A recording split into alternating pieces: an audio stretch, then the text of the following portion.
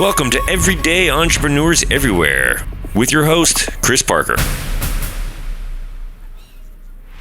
And welcome back to Everyday Entrepreneurs Everywhere. This is Chris Parker, and it is still Movember.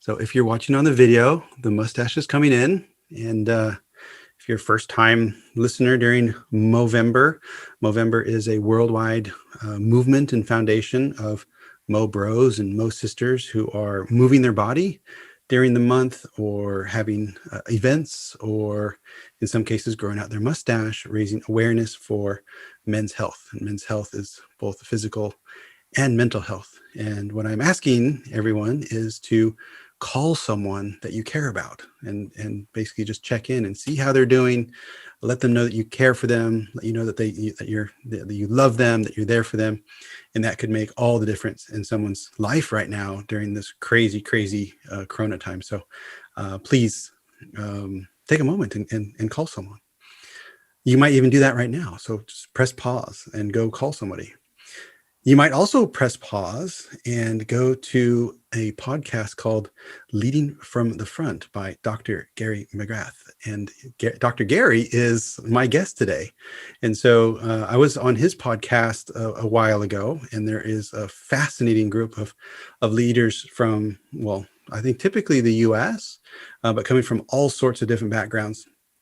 And I'm just delighted to have Dr. Gary here. So if you're really interested, you can also press pause right now and go check out Leading from the Front with Dr. Gary.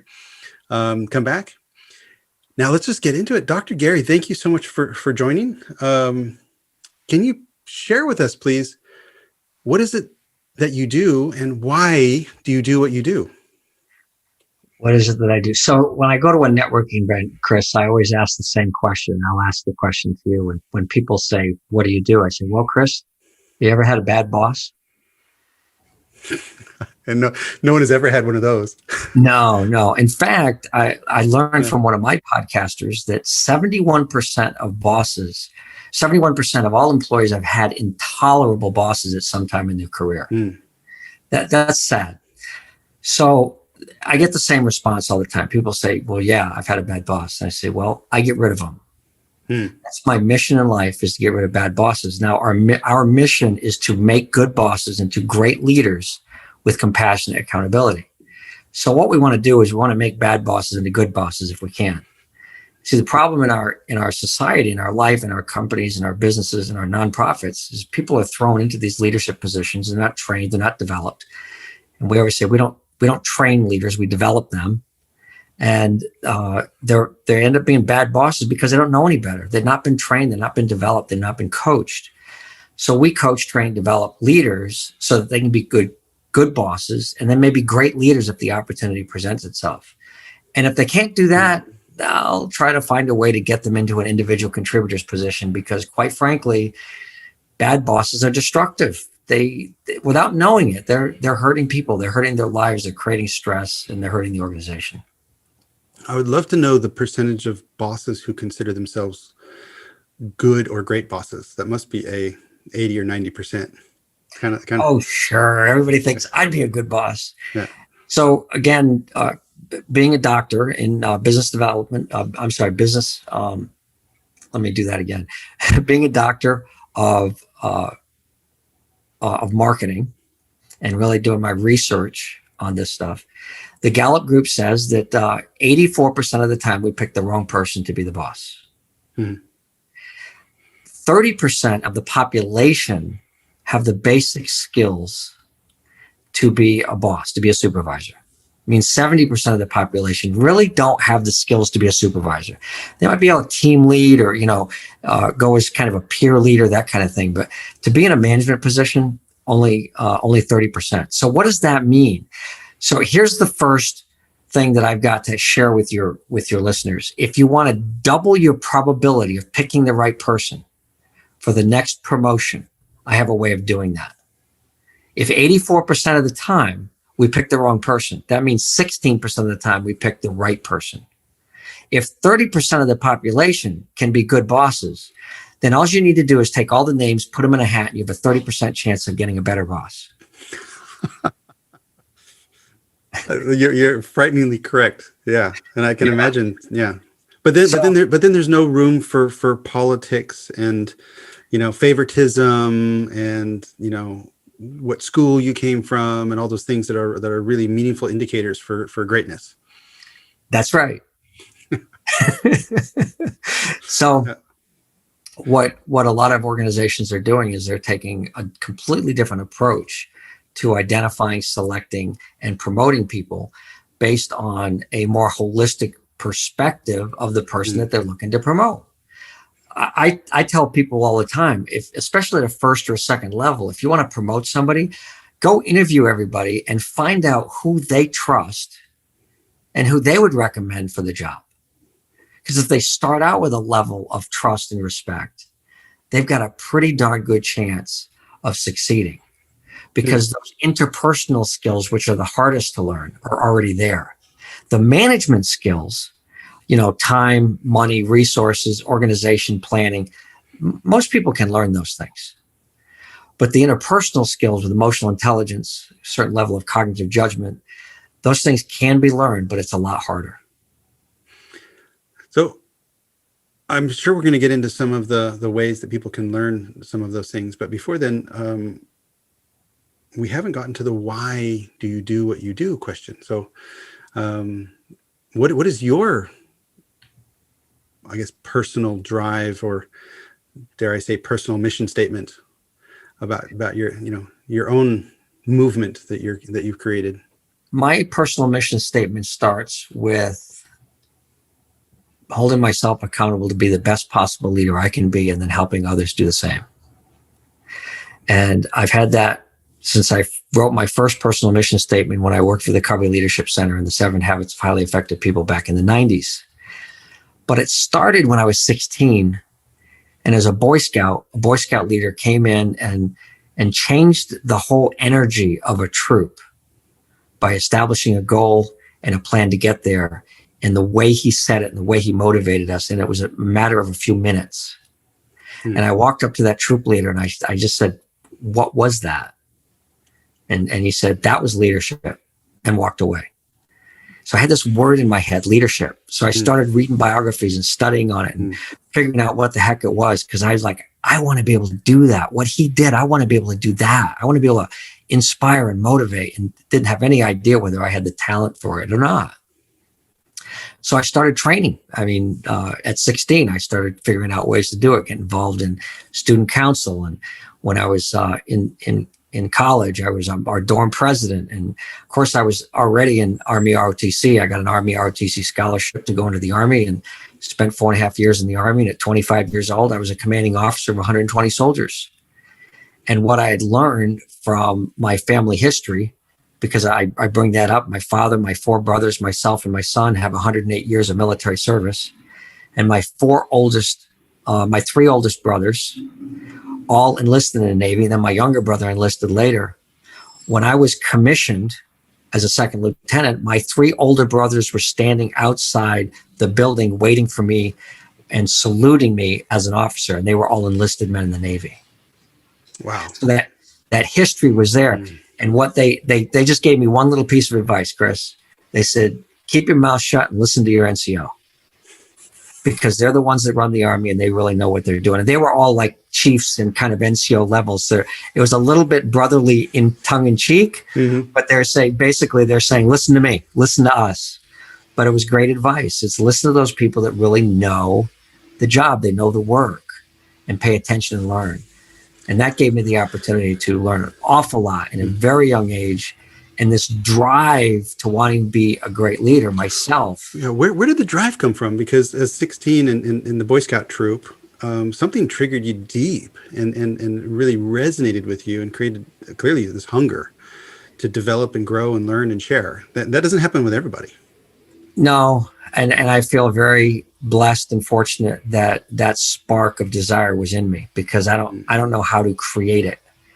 I do know, full disclosure and being a little vulnerable. I know this sounds a little crazy, but since I was at a young age, even at 8, 9, 10 years old, I believed that there was something put in me that needed to come out, that needed to make a big difference in people's lives. And I had no idea why that feeling was there or what it meant. But what I did know, that at 16, when I heard that word, it's like that spark was there, and that's it. That's what I need to do.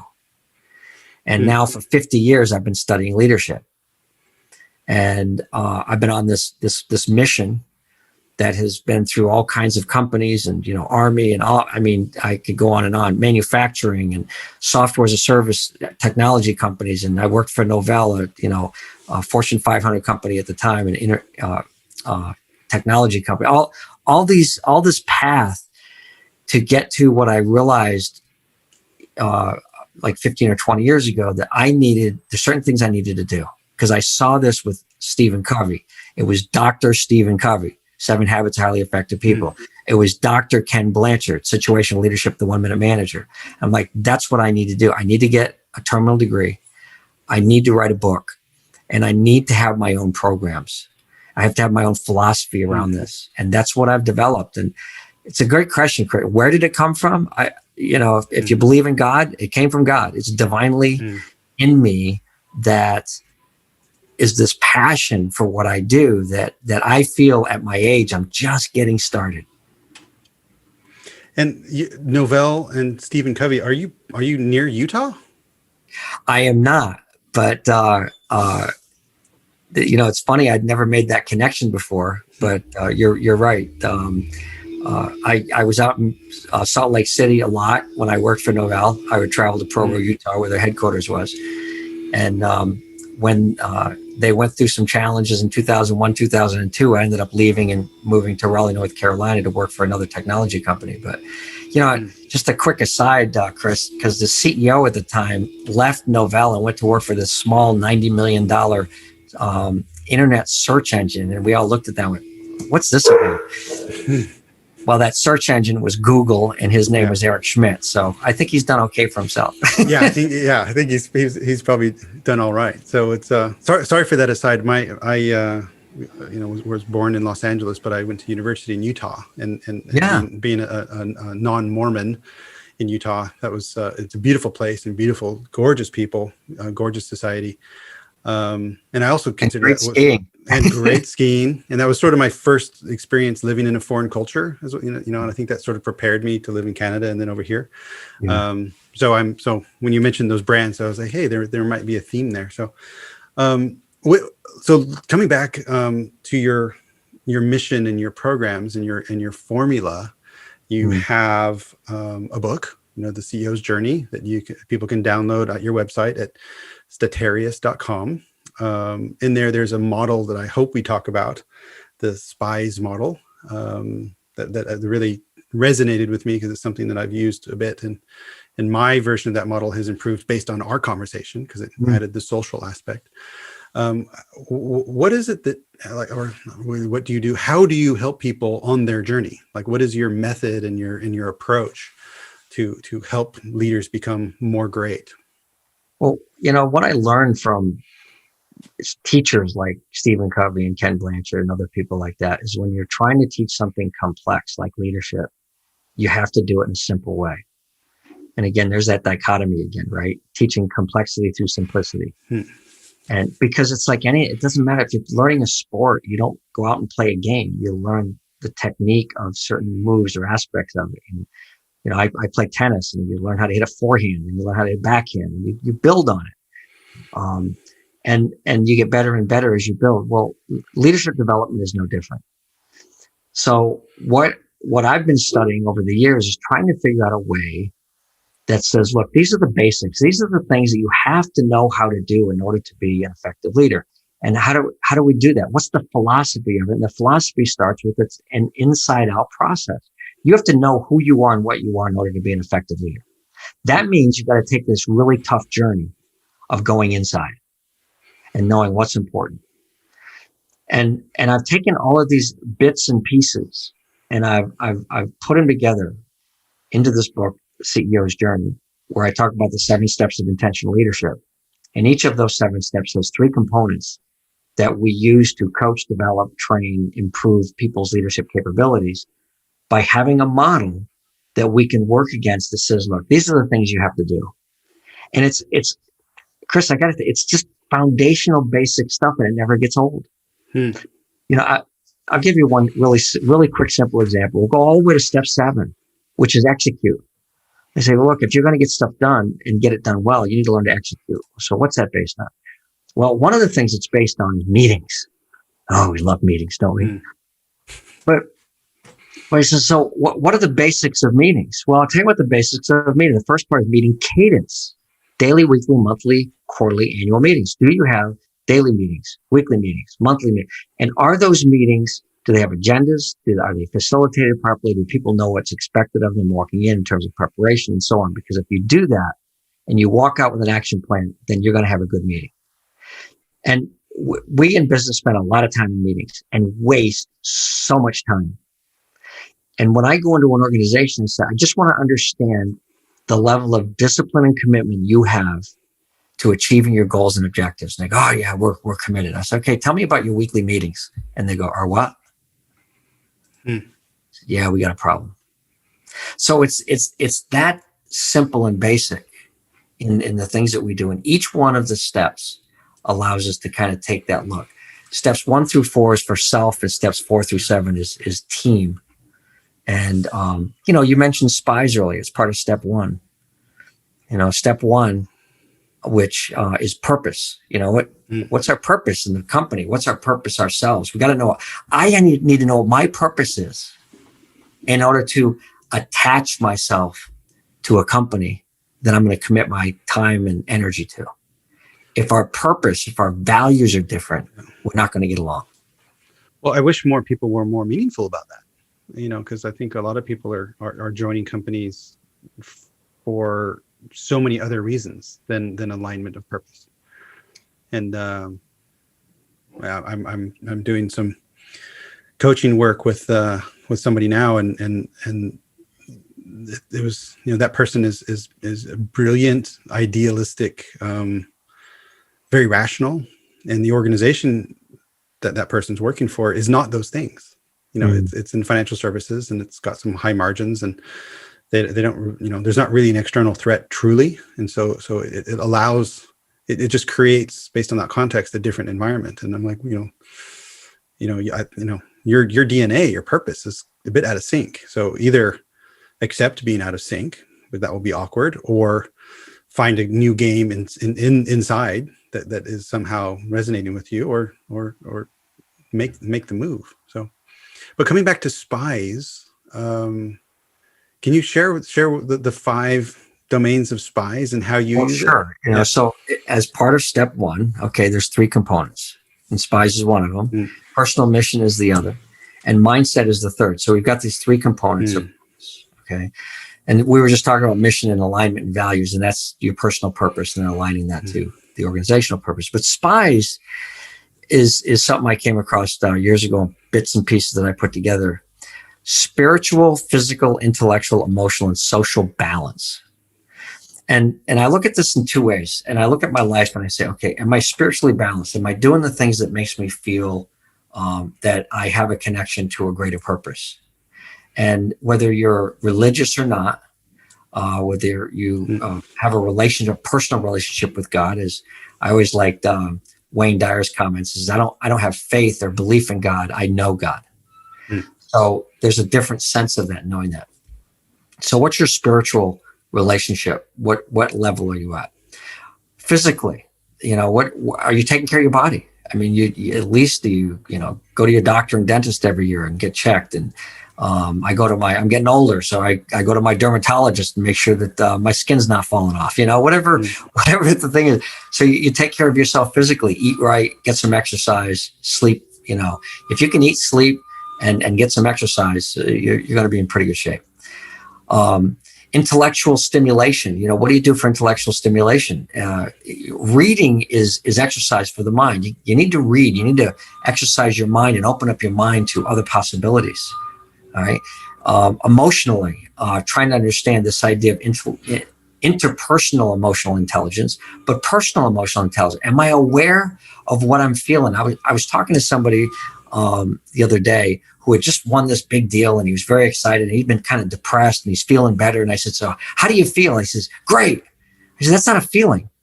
That's an outcome. That's a description of what the feeling is. Tell me what the feeling is. Good. I said, no, that's not a feeling either. And he says, well, I feel valuable. Okay, now we're getting somewhere, So I said, so are you a little bit happy? And he said, yes. We cannot connect with other human beings emotionally. And that's how we connect with human beings in leadership, is through emotion. And you can't connect if you don't know what you're feeling yourself. Because if I'm trying to empathize with you, Chris, and I don't have any real sense of what's the difference between agitation, irritation, and anger. If the only thing I say is I'm pissed. Yeah, okay, great. But what level? Is it a 1 or is it a 10? If we don't understand that, we're not going to be able to connect and empathize. And then finally, social. So spiritual, physical, intellectual, emotional, and social. And social, we need people. We need to be a sense of belong. Most people need people. There are very few people. And when I connect the physical with the social, not only do we need social interaction, but we need physical connection. And this pandemic is creating a lot of real challenges for people, because I just want a hug, Chris. I can't wait to come to Amsterdam and get my hug from Chris. I can't wait. This is going to be awesome. I'll give you a big bear hug. Absolutely. And we need that. So when we look at these 5 areas, spiritual, physical, intellectual, emotional, and social, and we have descriptors for it, we ask people, where are you in these? And not only that, if you want to have some fun with it, check it out with your spouse or your significant other. Because if you have significant gaps in the way you see these 5, if you're a party animal and your spouse wants to sit at home all the time, you're gonna end up being separated. If you're physically active and you want to go play tennis and ride a bike and run and walk and do this stuff, and your spouse is a couch potato, you're going to be separated. Okay. You've got to have at least 2 or 3 of these where you connect with your spouse at an equal level. Now, look, if you're both couch potatoes, so physically you're both, not really taking care of yourself, you've got something in common. That's awesome. You can watch Netflix together. So it's being able to align those spies things, not just for yourself and taking care of yourself, but also those around you. And the social part was new for me, because I've shared with you before that through some leadership coaching that I've received myself, the similar type of model was used. And what I heard there, and I'm curious if you agree, is that people sometimes, based on those 5 dimensions, are really strong in a couple, and they keep doubling down on what they're strong on and ignoring their weakness. And the advice that I received was, you called it balance or call it harmony, that, okay, we'll be self-aware of, where are you stronger or weaker? And then actually shift some of your intentional growth and development into that place where you're in more need. Do you see that as well with, difference between good and great leaders? I do. And unfortunately, depending on the position they're in, a lot of even great leaders sacrifice certain aspects of this to be able to be in the positions they're in. And what you typically will see is the social and the physical part of it, and even the spiritual. They suppress their emotions. They have this facade that they're putting on. They're not spending enough time with their family because they're spending so much time with people at work. Their spiritual development becomes just an activity. They go to church, but they're not really developing their spiritual connectedness. And the idea and what we do in our leadership program and our coaching is to be able to get people to understand. And we have a rating scale of a 5 or a 10 point rating scale. But if I have a 10 point rating scale and you're a 5 spiritually, If that's good enough for you, that's great.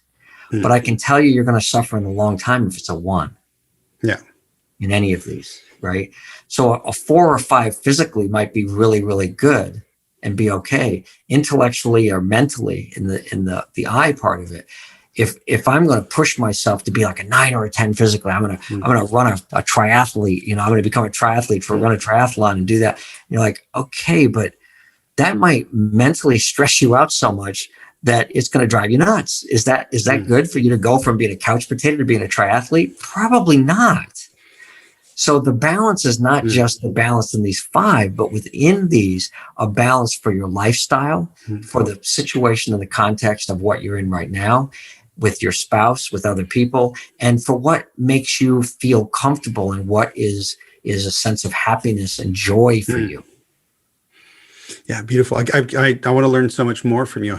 And we keep going down these rabbit holes away from your practice. So I'm really curious how, with these 7 keys, and you mentioned before we started the recording the conversation that you have like a 3-day boot camp that I imagine is connected to these 7 keys, and you're actually doing one very soon in person. So how do you bring all of this experience and thought into people's lives? Like what does your customers' experience look like? Yeah, so what you're referring to is that we're starting a 3.5-day boot camp, as we call it, which is the beginning of our Leadership 7 program, which is a 9-month leadership development program that takes a group of 12 to 18 people within an organization through this very intense leadership development. That's why I call it development, not training. Training is one aspect of it, but also we have team building, we have coaching, we have mentoring. They have application of work, the way we apply what they're learning within the context of their organization. And it's all measured through this 9 months. So we get tremendous results and from this. I mean, our net promoter score, if anybody out there knows what a net promoter score is, our boot camps get 100% net promoter score. It's off the charts. We have better than 93% of the people that have been through our programs over the last 5 years, hundreds and hundreds of people through multiple companies are still at the same company that they started at 5 or 6 years ago, because the company is investing in their future, believes in them, and is showing them a path to promotion. About half the people that have been through our programs have been promoted within the company. So it's a way of getting people ready for the future. And I'm excited. We're doing this next week, as you said. By the time people see this, this is what we get to do. We get to go. My team goes in. We're going to be with 13 people, and there's going to be 5 or 6 Statarians in the room, and it's almost a 2-to-1, a 3-to-1 ratio. And working with these people for almost a week to just get them to understand what it really means to be a leader and to learn leadership capabilities. And what kind of organizations benefit? Because I've been through a lot of leadership development programs myself and trainings, and sometimes I contribute to programs, typically as a digital expert or some other context like that. But oftentimes, sadly, these leadership programs are sort of selling despair, because you get people pumped up and then they come back in the organization. The organization says, "Nah, that was the training. Forget that. This is you're welcome back to the real world." What book did you get that out of? Exactly. So I guess there's some sort of I want to call it enlightened executive that is open. Maybe he's already been through your program somehow and really wants to bring it in. So what does your perfect buyer look like, or the organization, and what are the triggers that say, "Ooh, I have an itch, and now I need Dr. Gary to come in and his team to bring us through this program"? Well, that's a great and complex question. And I will tell you, Chris, when I interview CEOs about this, and they realize in about 10 or 15 minutes that they're being interviewed, what I'm looking for is a level of humility and modesty that says they're willing to listen, that they're truly looking for something that can make a difference. The second thing is, I always ask them, do you believe that leaders can be developed? Now, do you truly believe it? Don't give me a bunch of lip service and just think, but do you believe? And I believe that anybody can learn leadership skills. There's only about 30% of the population that'll move up in the organization, but everybody has the opportunity to learn leadership skills so that they can have a voice even when they're an individual contributor and influence the direction of the organization or the company when that expertise at that moment in that time is necessary. So to answer your question, what we're looking for are executives that are willing to take the risk. They're willing to invest in their organization and their future. We've changed the culture in organizations over the last 5 or 6 years because of the number of people that we've been able to put through here in like a critical sense. It's it might only be 5 to 10% of their whole company, but it changes the way they communicate. It changes the way they interact. It demonstrates a level of compassion, accountability, and quite frankly, it is a commitment to understand how the culture is within the organization. What you described in training people in leadership, people that have been through leadership training, this is not leadership training. You're going to get training. You're going to get coaching from a professional. You're going to get peer coaching and accountability in teamwork. You're going to get a requirement to apply each month a new topic and what we're working on, and then come back, work on that, talk about it, and make it better. And the application and that part of it, when you have everybody going through it, can support each other. So I could go into this for a long time, but just if you go to my website, Statarius.com, and on the front page, it says, why leadership programs fail. I spent 2 years investigating why leadership programs fail. And we have designed this to overcome all of those things. And the primary reason that you're talking about when people go out and get trained and come into the organization is they are not trained within the context of the mission, the values, and the vision of that organization. So when they try to do something new out of context, they get shut down. We do it within that context. That's why we have groups of people from the company, and we start from the top down, working with them to understand mission, values, and vision, and what their strategy is, and connect that to the leadership program so that everybody's working together in the same direction. I can imagine it's powerful. And you mentioned interview. So I guess some people don't pass the interview? Well, depends on the company. But yes, there have been times with CEOs that have not passed my interview. And it truly requires a leadership team and a chief executive officer, president of a company, to be committed to this, to really be able to say, when we have a boot camp, when we do the boot camp, everybody stays at the hotel, whether they're local or out of town, everybody stays there, including my team. We all go there and we basically sequester for the 3.5 days. And when you do that, it creates an atmosphere of teamwork, togetherness, and whatever we go through, we're going through together. And it means that in some organizations, we need support. We need help, because I'm going to tell people, you need to turn your phones off. You need to be focused here. We're going to let you check your phones once or twice a day. And then we have an emergency system set up in case there's a family emergency or something like that. But they're going to be totally immersed in this. And that means the leader needs to get in front of them when we meet on Monday morning at 7:45. The CEO or the president walks in, and they just give them the same message that I'm going to give them. All I need from you is effort and trust the process. Have a nice week. And they walk out. Trust the process. Step 8. Just a couple more, and we're coming close to being out of time.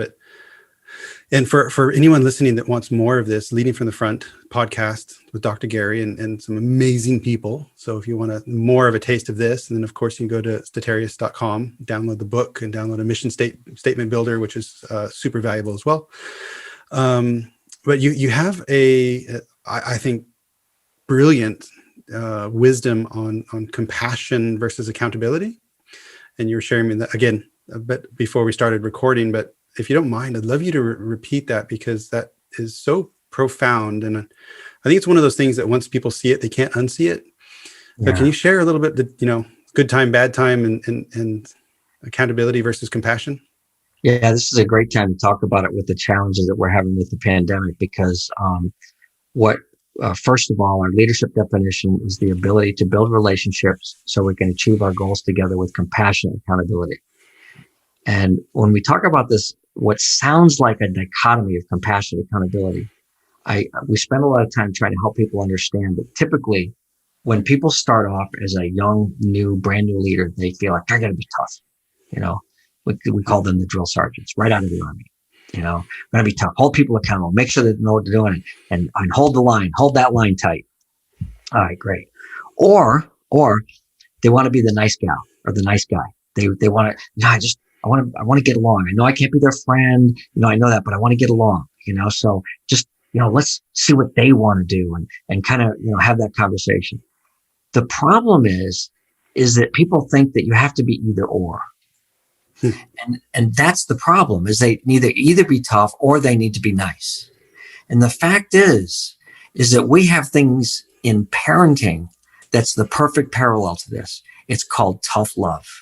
Mm. And here's the thing, as a parent, you're a parent, right, Chris? I am. 2 boys. Yeah. How old are they? 10 and 11. Yeah. All right. Super. I've got a 40 and a 37-year-old and 4 grandkids, but so I don't have to be too accountable with the grandkids. I can just be compassionate. But here's the thing, is I don't know a parent that wouldn't agree with me that says, look, I'm going to be tough enough on my kids so they learn how to grow up to be a fully functioning, independent adult while they know I love them. Leadership is no different. Compassion and accountability is being able to let you know, Chris, I'm going to work with you so that you can achieve your job, contribute valuable to the team. And I'm going to do that and hold you accountable because I don't want to let you fail. I care enough about you that I cannot let you fail, because then I'm failing and the team's failing.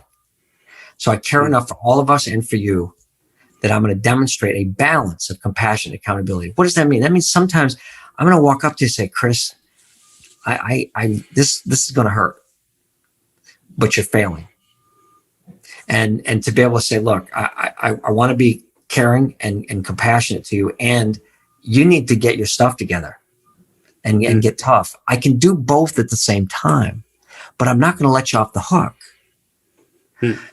So with tough times, what I think is this dichotomy of it is we're going in the opposite direction, because when times are tough, people get tough. And when times are easy, people get easy. And we need the exact opposite. When times are tough, we need to demonstrate more compassion, because people are usually scared anyway, and they're trying to do everything they can to get their job done.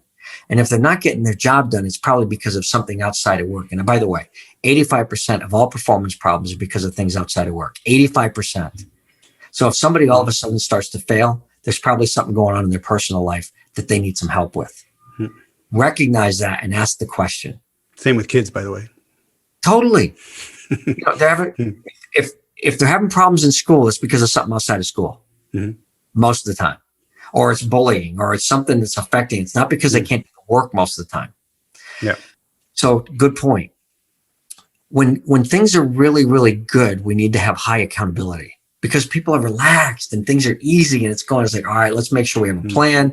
We have the date set. Oh, what's the big deal? I'll tell you what the big deal is. If we get lazy, 3 months from now, we'll be feeling the pain of this laziness. Yeah. And we're not going to let that happen. We're just not going to let it happen. So suck it up and let's get to work. And oh, by the way, let's keep having fun, Chris. You can still show a little bit of compassion with that. But when things are easy, we need to be tough. When things are hard, we need to just give people a little bit of space. We can do both at the same time. And this is where I think people, benefit from reading your material and getting your coaching, because you could consider this a bit counterintuitive. Maybe common sense or some sort of sense would say otherwise, but it's I think you're exactly right. And I don't want to say it that by that definition leadership is hard, but it requires more discipline, more deliberate decision making on how to behave out of care and love. Yeah, it requires a high level of awareness in the moment. And that's at the core of everything that we teach is awareness of self, personal mission, emotional intelligence, cognitive decision-making, the ability to be able to engage people and be clear with expectations. What does that mean? Be clear with expectations. You got to be clear, hold them accountable. And I always say, okay, are you clear with expectations? Oh yeah, I'm clear. Okay. Do they know what done looks like? No. Okay. So we're not that clear. It is complex. And I'm going to say, Chris, it is hard. And I tell people, young leaders, I tell them this, and they don't like to hear this. So all the young leaders, put your hands over your ears right now, because you're not going to want to hear this. If you work really, really hard and teach yourself and get the experience as a supervisor or manager, you'll be mediocre in 5 to 10 years. That's what it takes. Mediocre in 5 to 10 years. Now, if you get a professional coach, you can make that 3 to 5 years.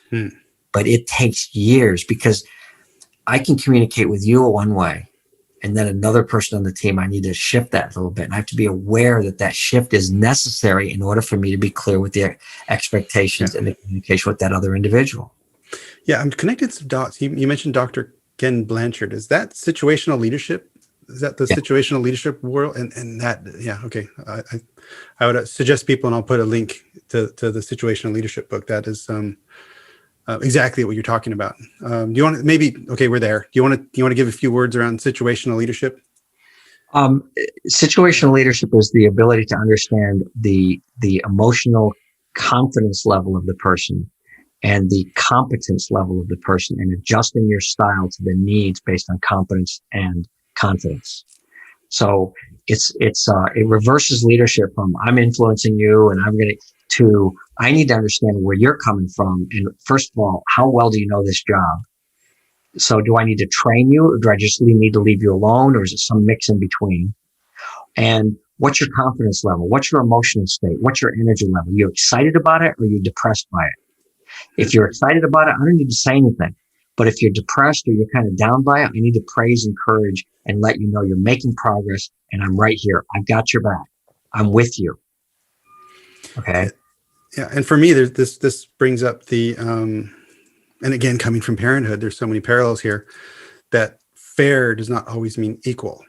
No. Different I agree with you 100%. Yes. Are in different places, and they need different things. And if you try to treat everyone equally, as in equal behavior, well, then you're going to be, one size fits none leader. You're going to suck for everyone, including yourself. Good point.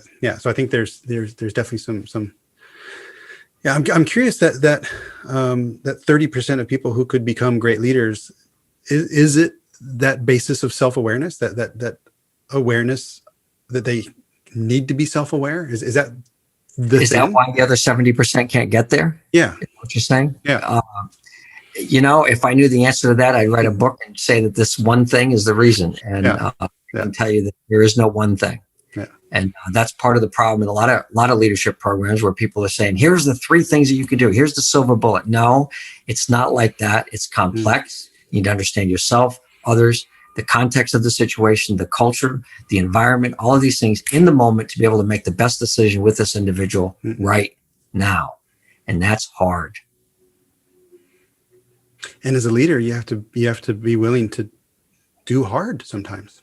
Absolutely. So, Gary, we're wrapping up. I'm curious if you want to fire anything back, if you have any last reflections to share before we close it up. I've thoroughly enjoyed this, but is there anything that I can answer for you, or another rabbit hole we can go down?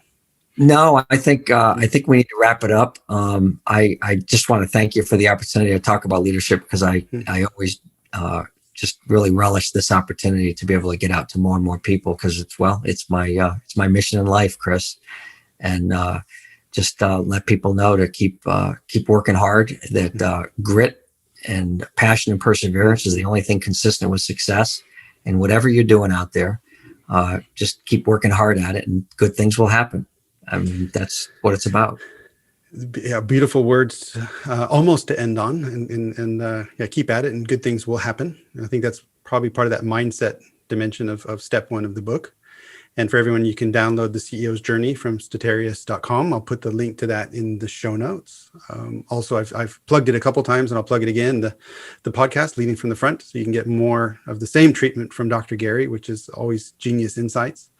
If you're an organization looking for some of this, I'm sure he would love to, hear from you, and you can get him at LinkedIn or at Statarius.com. And last little reminder about Movember, really talking about, maybe we can connect it back to this, the topic of leadership as well. As we're all, going through a global pandemic and crazy political things going on and so much confusion and uncertainty, maybe in your organization, there's some people who, as a leader, you haven't called lately because it's hard. And maybe it's time just to pick up the phone, or if it's possible and if it's safe, go walk in the forest with someone and just ask them how they're doing. So then you can get a sense, of that emotional state and see if you can help someone. So that's my invitation to everyone listening. So Dr. Gary, thank you so much. This has been brilliant. I really appreciate it. Thanks, Chris. And let me just reinforce that. I just did this morning where I called somebody that I hadn't talked to in a long time, and overcome that feeling that, maybe I shouldn't call them. No, call them. They'll appreciate it more than you can believe. Absolutely. Thank you. Thanks. Learn more at ebullient.com/podcast.